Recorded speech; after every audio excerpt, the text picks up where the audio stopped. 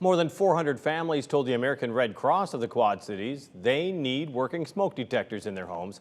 Now the Red Cross is in need of volunteers just to help with the installation. The families did reach out after News 8 partnered with the Red Cross to host a telethon raising awareness for having working smoke detectors in the house. The response was one of the largest, but expected since the pandemic really halted the program since 2019. After COVID, we know we've got to get back out there because families need us to help. And working smoke alarms can cut the risk of death from home fires in half. So by volunteering, you potentially could be saving lives right here in our community. The Red Cross needs about 200 volunteers on May 14th from 9 in the morning until 2 in the afternoon to get these all installed. You'll get a short training before you head into a home, and you can sign up for this at WQAD.com.